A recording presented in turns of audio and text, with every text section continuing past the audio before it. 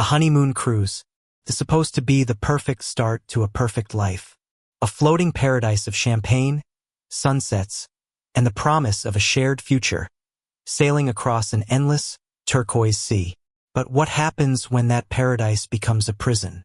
What happens when the promise of "till death do us part" is fulfilled with a shocking, brutal finality, just days after the vows are spoken? Tonight, we're setting sail on a voyage into darkness, where a beautiful young bride was found dead in her cabin, and the tranquil blue of the ocean was hiding a secret as deep and as cold as the abyss. This is a story of a friendship that curdled into a deadly obsession, and a bridesmaid who decided to write her own, twisted ending to the fairy tale. Before we weigh anchor and dive into this mystery, make sure you subscribe to our channel and turn on notifications. You won't want to miss our final port of call. Now, the gangway is up. The investigation is about to get underway. The SS Serenity was not just a cruise ship. It was a floating, sovereign nation of manufactured bliss. A gleaming white behemoth, 1,000 feet of steel and glass. It sliced through the warm, impossibly blue waters of the Caribbean like a benevolent deity. To its 4,000 passengers, it offered a hermetically sealed, alternate reality. A world of 24-hour buffets, sparkling, turquoise swimming pools, and the kind of relentless, cheerful, and almost unnerving service designed to make them forget the messy, complicated real world entirely. It was a place where every sunset was a mandatory, celebrated event, best viewed with a brightly colored cocktail, and where every conceivable problem, from a misplaced passport to a broken heart, could, supposedly, be solved by a trip to the ship's lotus-themed, panpipe music-filled spa. For Amelia Hayes, a radiant, 26-year-old bride with a smile as bright and as guileless as the Caribbean sun, this was supposed to be the most magical week of her life. Her wedding, just 3 short, blissful days prior, had been a fairy tale affair, a lavish, no-expense-spared celebration of her marriage to the handsome, successful, and devastatingly charismatic Liam Carter, a young architect on the fast track to professional stardom. Their honeymoon cruise on the Serenity was the perfect encore, a 7-day, sun-drenched voyage into a shared and perfect future.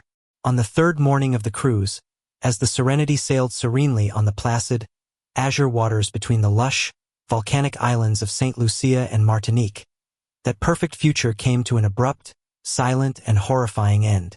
Liam Carter, playing the part of the doting new husband, returning to their deluxe, balcony-equipped stateroom with a silver tray laden with warm breakfast croissants, fresh squeezed orange juice, and a single, perfect red rose, found his new wife dead. Amelia was lying on the plush, king-sized bed, dressed in a simple, elegant white silk robe. She was arranged with an almost artistic, preternatural stillness. Her long, honey-blonde hair fanned out on the pristine white pillows like a halo. Her eyes were closed, and a small, serene, almost beatific smile was on her lips, as if she were in the middle of a beautiful, peaceful dream. She looked like a sleeping princess from one of the fairy tales she had loved as a child. But her skin, when Liam reached out a trembling hand to touch her cheek, was cold, and on the polished mahogany bedside table, next to a half-empty glass of water, was a small, ornate, and now empty glass vial. The ship's doctor, a harried, overworked man from Mumbai named Dr. Sharma, who was far more accustomed to treating acute cases of sunburn and seasickness, was the first on the scene. He was a competent physician, but this was a world away from his usual duties. He could only state the obvious, his voice a shocked, trembling whisper. She was gone. The immediate and professionally convenient assumption, the one that spread through the ship's frantic hierarchical command structure like a virus, was suicide. A tragic, inexplicable, but ultimately contained case of a young, beautiful bride, overwhelmed by the pressures of a new life, taking a final, desperate, and tragically quiet way out. But when the ship, under a cloud of grim, official silence, docked at an unscheduled emergency stop in the deep-water port of Bridgetown, Barbados, and the local authorities came on board, that simple, tragic, and conveniently self-contained narrative began to unravel with alarming speed. The lead investigator was Inspector Darian Baptiste, a tall, imposing, and impeccably dressed man whose calm, deliberate, an almost scholarly manner and sharp, intelligent, and world-weary eyes, belied the fact that he was the chief of police for a small, sun-drenched island nation that was far more accustomed to dealing with petty tourist theft and minor traffic disputes. He was assisted, by both protocol and necessity, by the ship's own head of security, a formidable, no-nonsense Englishwoman named Eva Rostova. Rostova was a former and highly decorated Scotland Yard detective who had taken the job for a quieter life, a life of sun and sea, and had just found her old, violent, and complicated world following her out to sea. The initial report from the ship's doctor suggested a massive overdose of a powerful, fast-acting sedative, likely a benzodiazepine. But when Inspector Baptiste's own medical examiner, a sharp, young pathologist from the local hospital, conducted a preliminary analysis of the blood sample taken from the deceased, he found something far more sinister and far more sophisticated. It was not a common sedative. It was a lethal, custom-synthesized, and almost perfectly balanced cocktail of a fast-acting, synthetic paralytic agent, similar to succinylcholine, and a powerful, concentrated potassium chloride solution. It was a poison, he explained, designed to induce rapid paralysis of the respiratory system and then, with brutal, untraceable efficiency, to stop the heart. It was a poison that would have been silent, painless, and almost impossible to detect without a sophisticated, state-of-the-art toxicology lab. "This was not a suicide, Madame Rostova," Baptiste said, his calm, lilting Bajan accent a stark, surreal contrast to the colorful, cheerful, and now deeply ironic decor of the cruise ship's main atrium, which they had commandeered and turned into a makeshift command center. This was a murder, a very clever, very cold-blooded, and very professional murder, designed with a high degree of technical skill to look exactly like a suicide. The investigation began, a surreal and intensely claustrophobic affair conducted in the floating, self-contained, and now deeply paranoid world of the cruise ship. The 4,000 passengers who had boarded as happy, carefree vacationers were now 4,000 potential witnesses, each with a story, each with an alibi to be checked. And the 1,500 crew members, a small, multinational army of service workers from all over the world, were now a pool of potential suspects. The ship, by order of the Barbadian authorities, was held in port indefinitely, a gleaming white prison baking under the hot, unforgiving Caribbean sun. The first and most obvious suspect was the grieving husband, Liam Carter. He was, to all outward appearances, a wreck, a man utterly and completely destroyed by the sudden, violent loss of his new wife. He was sequestered in a separate, empty stateroom, under the gentle but firm watch of the ship's security. His grief so profound, so raw, so viscerally real that it seemed almost impossible to fake. "I don't understand," he sobbed, his head in his hands, his words a broken, incoherent litany of love and loss. "She was so happy. We were so happy. This was supposed to be our beginning. Forever. She promised." But as Rostova knew from her long, bitter years at the yard, grief could be a powerful and often convincing mask. And a deeper look into the couple's finances, conducted via a series of urgent, encrypted emails with her old contacts in London, revealed a standard, but in this context, deeply significant, life insurance policy. A policy that Liam Carter, as the sole beneficiary, stood to inherit. The amount was £1 million, a powerful, life-changing motive for a man whose promising architectural firm, they soon discovered through the same channels, was teetering on the very brink of a catastrophic and very secret bankruptcy. The investigation then turned to the wedding party. The happy couple had not traveled alone. In a move that was becoming increasingly common among young, affluent newlyweds, they had brought a small, select group of their closest friends and family with them on the cruise, a celebratory, and now deeply tragic, honeymoon. The wedding party, a tight-knit group of 6, occupied a series of adjacent and interconnected staterooms on the same exclusive, private access deck as the honeymoon suite. There was Amelia's older brother, Julian Hayes, a volatile, hot-tempered, and fiercely overprotective man who, according to several wedding guests, had never fully approved of Liam, believing him to be a charming but insubstantial fortune hunter. He had been seen by multiple witnesses having a loud, angry, An almost violent argument with Liam on the pool deck the night before Amelia's death. An argument that had ended with Julian jabbing a finger in Liam's chest and accusing him of not being good enough to even breathe the same air as his sister. There was Liam's best man, Ben Carter, a charming, charismatic, but slippery character with a well-known, and apparently quite serious, gambling problem. A quiet, discreet check of his shipboard account showed that he was already thousands of dollars in debt to the ship's casino. And a conversation with a tearful Julian Hayes revealed that Ben also owed Liam a significant, and long overdue, sum of money. And then there was the maid of honor, a woman named Chloe Sterling.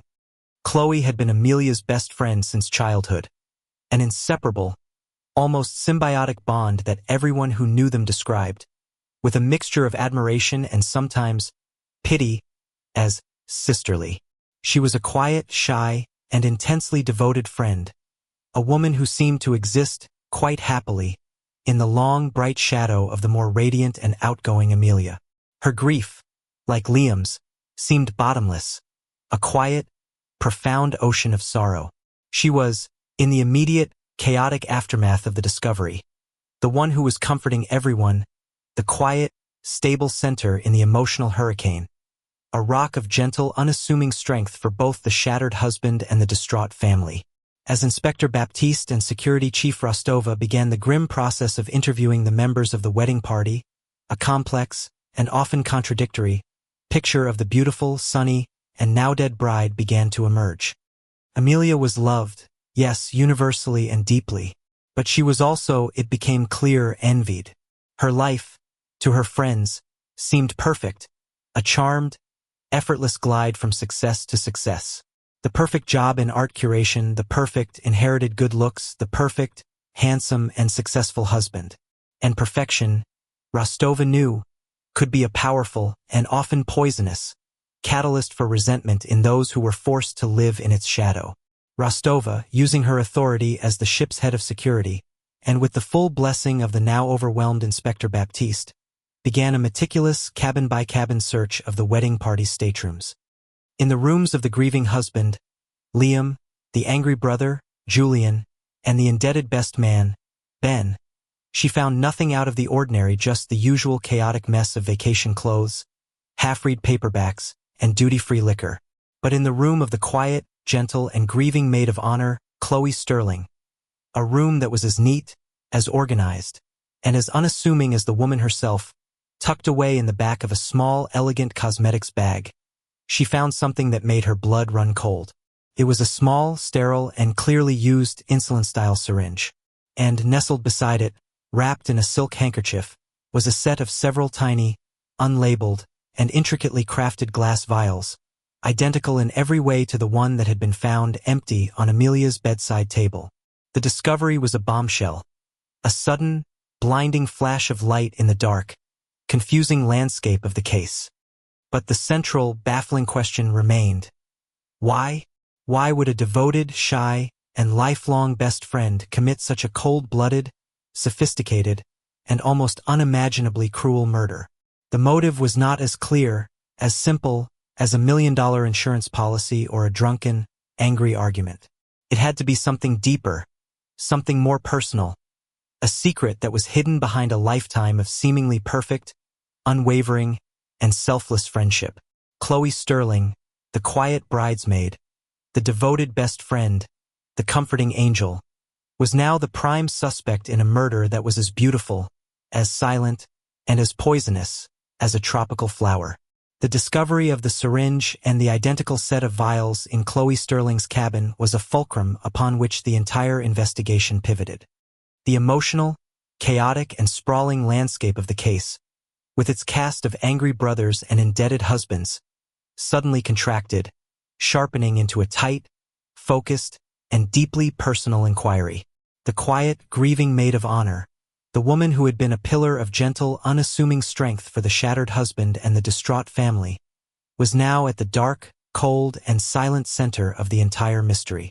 Inspector Baptiste and Security Chief Rostova knew, with a chilling certainty, that they were no longer just investigating a simple crime of opportunity or greed.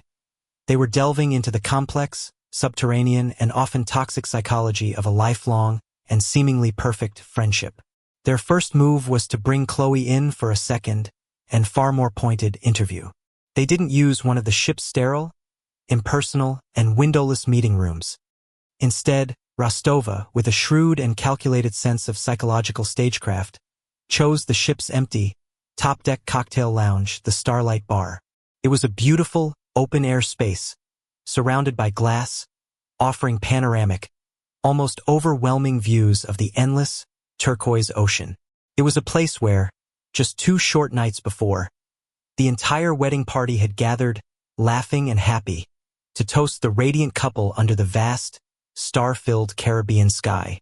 The contrast between the poignant memory of that joyful celebration and the grim, silent reality of their current meeting was a deliberate and cruel psychological tool. Chloe arrived, escorted by a ship's security officer, her expression one of weary, sorrowful confusion.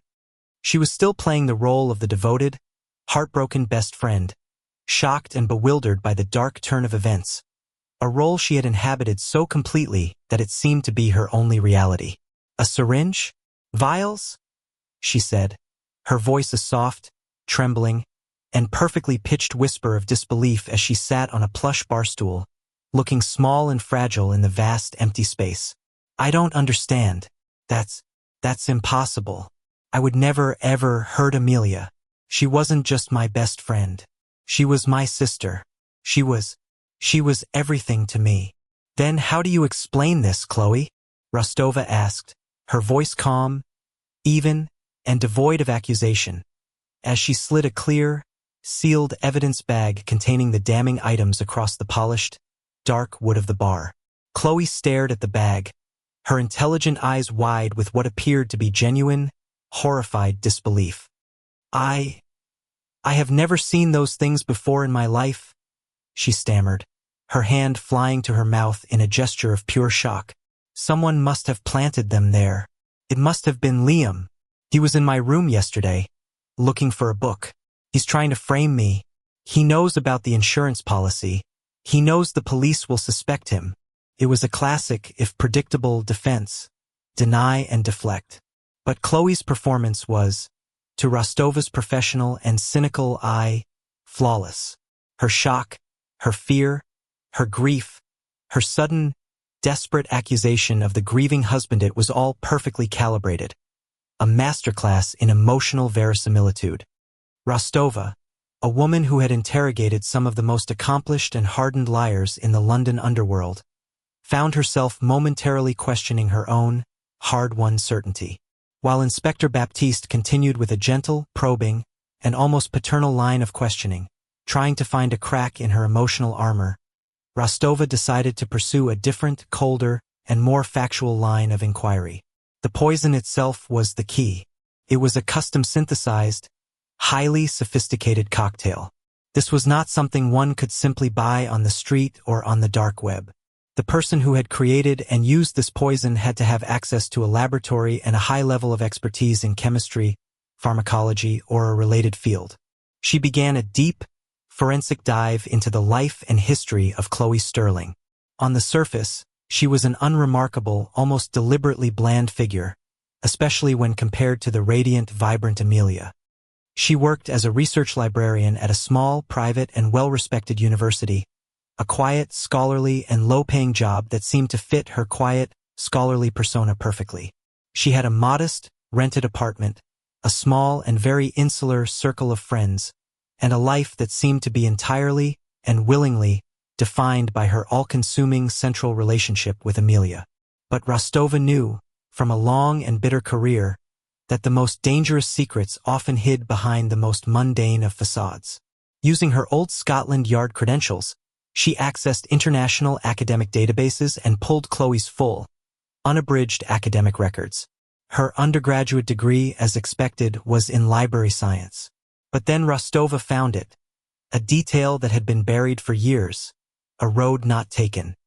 Before she had settled into the quiet, safe world of the library, Chloe Sterling had spent 2 full, and academically brilliant, years in a highly competitive postgraduate pharmaceutical sciences program at a major, world-renowned research university. She had been, according to her transcripts, at the very top of her class, a student of prodigious talent. She had dropped out, for reasons listed in the university's records as personal, just one short semester shy of completing her master's degree. The discovery was a thunderclap, a sudden, blinding flash of lightning that illuminated the entire, dark landscape of the case. The quiet librarian wasn't just a librarian. She was a trained and likely brilliant pharmaceutical scientist. She had the exact knowledge, the exact expertise, the exact set of rare and specialized skills required to create the sophisticated, untraceable poison that had killed her best friend. She didn't just have the means, Rostova said to a stunned Inspector Baptiste, back in their makeshift command center in the atrium. She had a hidden life, a secret intellectual life. She's been hiding her own brilliance, her own ambition, for years. The question is, why? The motive was the final, maddening, and seemingly impenetrable piece of the puzzle. What could turn a brilliant, devoted, and self-sacrificing friend into a cold-blooded and almost supernaturally patient killer? Rostova began to dig into the long, shared history of Chloe and Amelia's friendship, interviewing family members and old-school friends via the ship's now-restored satellite phone connection. A complex and much darker picture began to emerge from the bright, sunny, and universally accepted narrative of their perfect friendship. Chloe and Amelia had been inseparable since they were 5 years old. But the dynamic of their friendship, it became clear, was always and fundamentally skewed. Amelia was the sun, the bright, beautiful, charming, and effortlessly popular girl to whom everything grades, friends, athletic achievements came easy. Chloe was the moon, the quiet, fiercely intelligent, and perpetually overlooked friend who reflected Amelia's bright light, who was visible only in her glow. Chloe was the one who helped Amelia with her homework, who coached her through her university entrance exams, who was her constant, her unwavering, her brilliant, and her almost completely invisible support system. A former college roommate of theirs, a woman who was now a successful lawyer in New York, told a particularly revealing and poignant story. Chloe was the real genius, the roommate said, her voice filled with a kind of retrospective anger. She was the one who should have been at the top of the class, who should have been winning all the awards. But she was always holding herself back, dimming her own light. It was like she didn't believe she was allowed to outshine Amelia. Amelia wasn't cruel, not intentionally. She was just oblivious. She just took it for granted. She took Chloe and Chloe's brilliance completely for granted. The roommate also told them the real and heartbreaking reason why Chloe had dropped out of her prestigious pharmaceutical program. Amelia, who had followed a boyfriend to the same city, had gone through a particularly bad breakup and had fallen into a deep and genuinely serious depression. Chloe, terrified of losing her friend, her other half, had dropped out of her demanding, all-consuming graduate program and had moved back to their provincial hometown to take care of her, to nurse her back to health. It was a monumental, life-altering sacrifice, a complete and total derailment of her own brilliant future, all for the sake of her friend. A sacrifice that, it seemed, once Amelia had recovered and moved on to her next exciting life chapter, was never truly or fully acknowledged. Rostova now saw the motive, and it was not a sudden, explosive act of rage or a single, simple act of jealousy.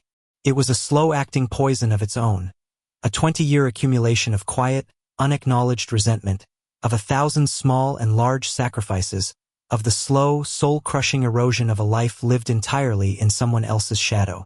Chloe hadn't just loved Amelia.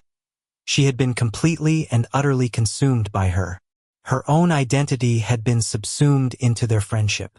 The final, damning piece of the puzzle came from a forensic examination of Chloe's personal laptop, which had been seized from her cabin.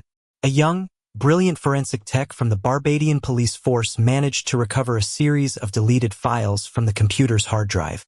Among them was a hidden, password-protected folder containing what appeared to be a personal and deeply disturbing journal. The entries, spanning several years, were a chilling, almost literary chronicle of a mind slowly and methodically unraveling. For years, the journal was filled with what appeared to be genuine, if slightly obsessive, declarations of love and devotion for Amelia.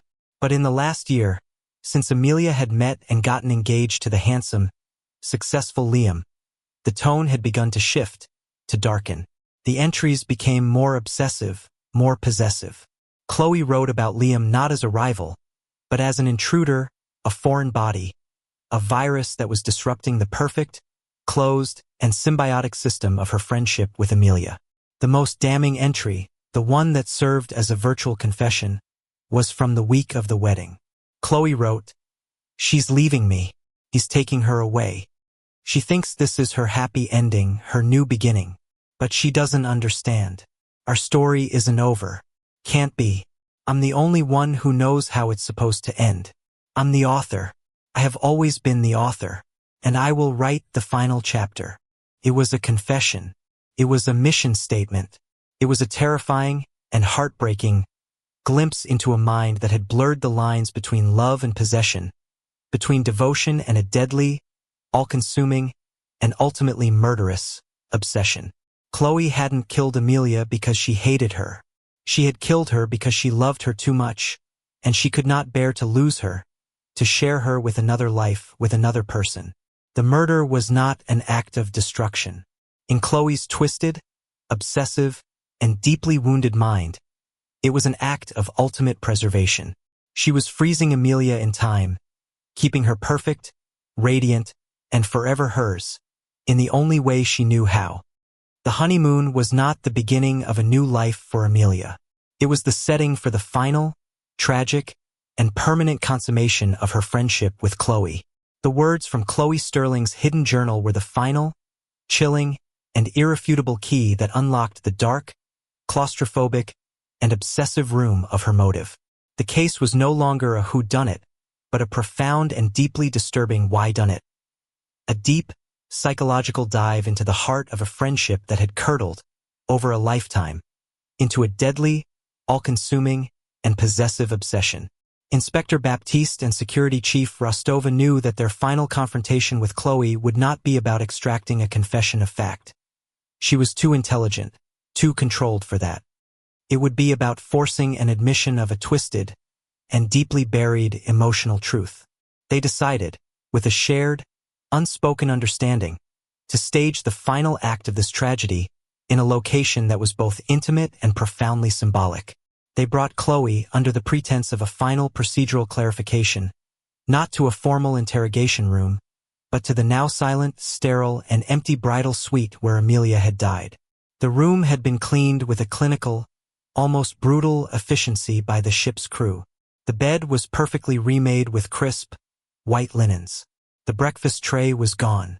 But the ghost of the crime, the palpable, tragic memory of what had happened there, still hung heavy in the air, a profound and deeply unsettling stillness. Chloe entered the room, her composure still remarkably, almost inhumanly intact. She was still inhabiting the role of the wronged and grieving friend, a victim of a terrible and incomprehensible frame-up.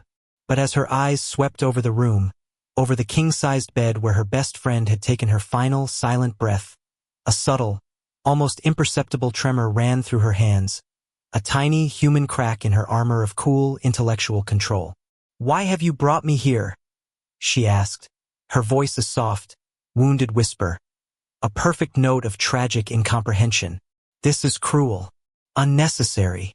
"The truth is often cruel, Chloe," Inspector Baptiste said, his voice gentle, paternal, and filled with a genuine, weary sadness.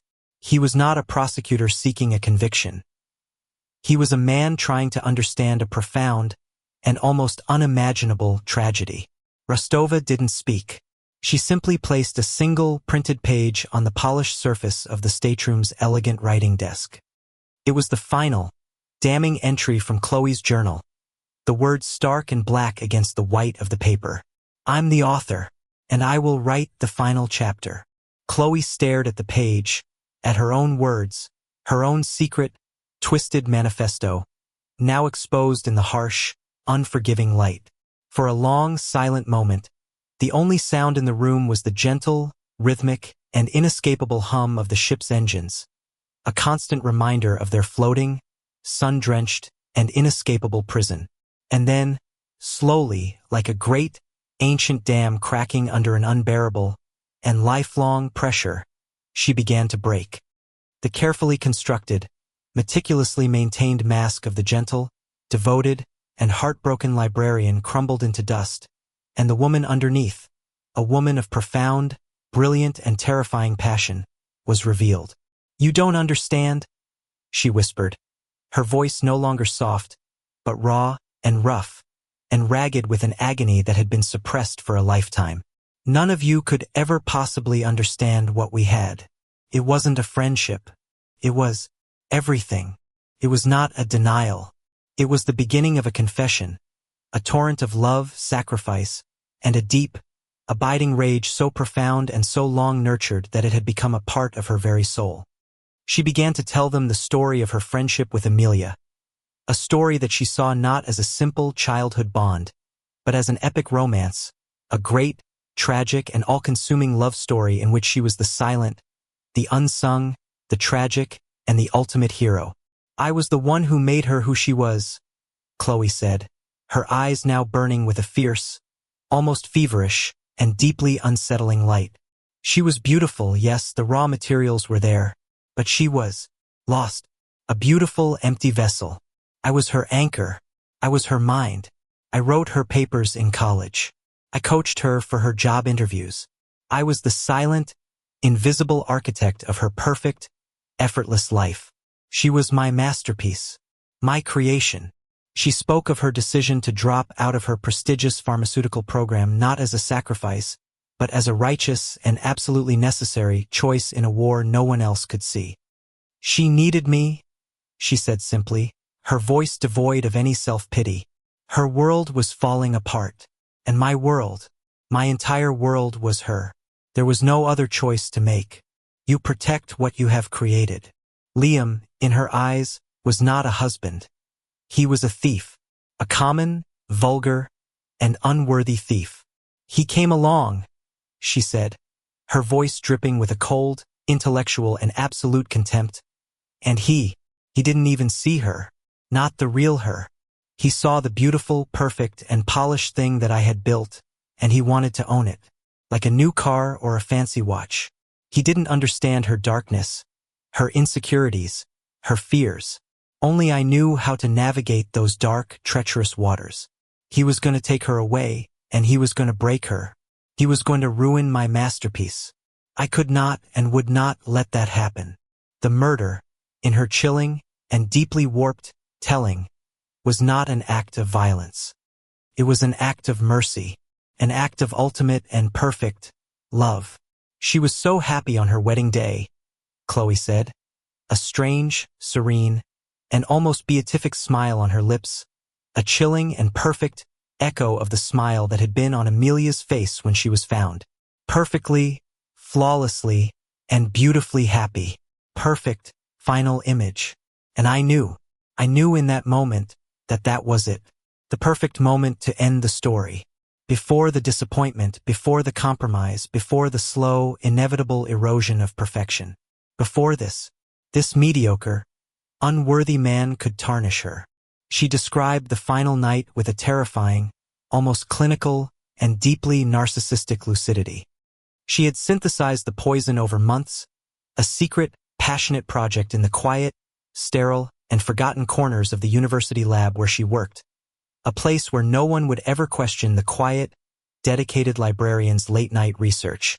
She had brought it on the cruise, her perfect, painless, and elegant solution to a problem that no one else could even see. On the night of the murder, after Liam had gone to the ship's casino, a predictable habit Chloe was well aware of, she had gone to Amelia's cabin, under the pretense of a final, girlish, and intimate honeymoon chat.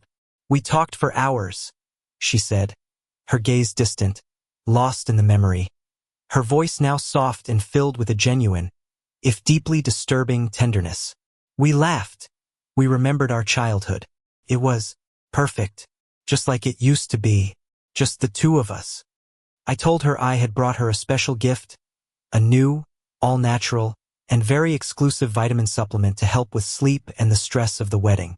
She trusted me. Of course, she trusted me. She always did. She had dissolved the tasteless, odorless, and colorless poison in a simple glass of water and had watched as her best friend, the love of her life, her masterpiece, her creation, had drunk it down without a moment's hesitation. She just went to sleep, Chloe whispered, her eyes now filled with tears, but they were not tears of remorse. They were tears of a profound and profoundly twisted sense of artistic accomplishment. She died in my arms, smiling. I wrote the perfect ending for her. A happy ending. She will be beautiful and happy and loved forever. And she will be mine forever. Her confession was complete.